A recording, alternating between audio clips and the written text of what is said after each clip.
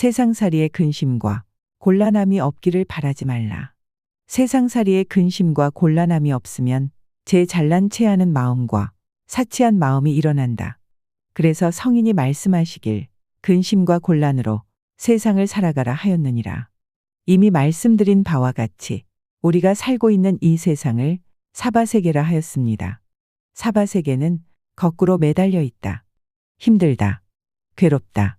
즉 중생들이 느낄 수 있는 모든 부정적인 요소의 고통을 참고 견뎌야만 하는 이 세상을 말합니다. 그렇기에 우리는 어쩔 수 없이 이 모든 고통을 참고 견디면서 살아야만 합니다. 이 말은 곧 우리가 살아가는 일상의 삶이 아무리 힘들고 괴롭더라도 반복적으로 참고 견뎌야만 하는 세상이란 말이기도 합니다. 그래서 부처님께서는 이 세상을 고해, 즉 고통의 바다라 하였습니다. 이러한 까닭에 우리가 이 세상을 살아가면서 모든 일이 순조롭게 풀리기만을 바랄 수는 없습니다. 어느 집안, 어떤 사람의 인생을 놓고 보더라도 좋을 때도 있지만 나쁠 때도 있고 좋고 나쁨을 반복하면서 삶을 살아갑니다.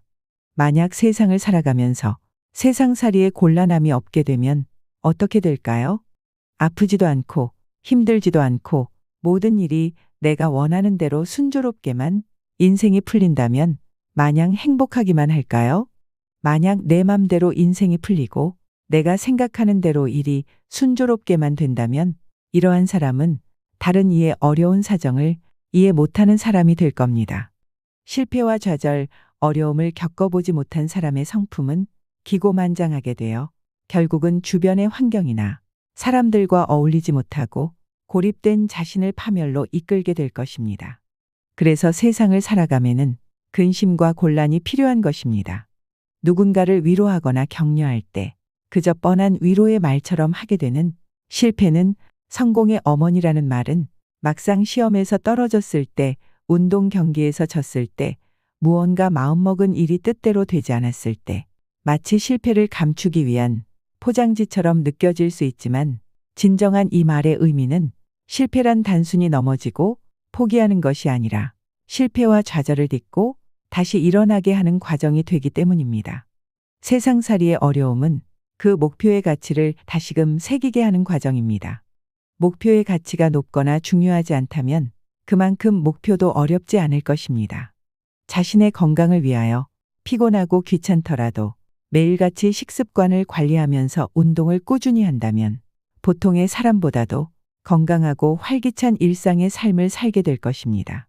하지만 이와는 반대로 운동은 전혀 하지 않으면서 마음대로 먹고 놀고 자고 계획 없는 삶을 산다면 이 사람은 미래는 물론이거니와 당장 자신의 건강부터 엉망이 될 것입니다. 큰 일을 하든 작은 일을 하든 어떤 일을 하든지 간에 세상살이에는 쉬운 일이 없습니다. 그래서 개인이든 집안이든 어떤 걱정과 근심거리가 생기게 된다면 회피해선 안 됩니다. 그걸 딛고 일어서야만 합니다. 왜 나에게 이러한 시련이 생겼는지, 왜 우리 집안에 이런 재앙이 생겼는지를 잘 생각하고 파악해서 극복해내려는 의지를 갖고 극복해야만 합니다. 본인이 알든 모르든 모든 사안의 원인 없는 결과는 없습니다. 그래서 이 모든 것의 원인은 나와 또는 우리에게 있을 것이기 때문입니다. 그렇기에 결과로서 일어난 현상은 모두 자기 자신이 만든 인생의 숙제입니다. 우리는 이 세상에 태어날 때부터 저마다의 크고 작은 업보의 짐을 지고 태어났습니다. 그래서 그 업보의 무게와 양은 모두가 각각이 다릅니다. 누구는 크면서도 가벼운 업보일 수도 있고 또 누군가에는 크고 무거운 업보일 수도 있고 또 누구는 작고 가벼운 업보일 수도 있고 또 누군가에게는 크기는 작지만 무거운 업보일 수도 있습니다. 하지만 어렵고 힘들게 생각할 필요는 없습니다. 부족하면 부족한 대로 처음부터 채워나가면 됩니다. 있으면 있는 대로 잘 지키려고 노력하면 됩니다. 가만히 앉아서 저절로 되는 것은 없습니다. 우리는 무슨 어려움이 있다고 하여도 그 어려움을 통해서 그걸 딛고 일어서는 새로운 창의력을 발휘하면서 세상을 살아가야만 합니다. 그래야 이 사바세계를 견뎌낼 수 있고 마침내 자신이 원하는 세계로 나아갈 수 있기 때문입니다. 결론인즉 세상살이의 어려움은 자신의 미래를 희망으로 이끌어주는 원동력입니다. 극락과 지옥을 예로 들어보겠습니다. 극락은 행복만 가득한 세계입니다. 즉, 아무런 괴로움도 없이 마냥 행복한 세계이지요. 지옥은 또 괴로움만 가득한 세계를 말합니다. 즉, 어떤 행복도 느끼지 못하고 마냥 고통스럽기만 하다는 이야기입니다. 그런데 마냥 행복하기만 하다면 진정한 행복을 느낄 수 있을까요? 마냥 괴롭기만 하다면 진정한 괴로움을 알 수가 있을까요? 진정한 행복을 느끼려고 한다면 괴로움을 알아야 진정한 행복을 알 수가 있을 것입니다.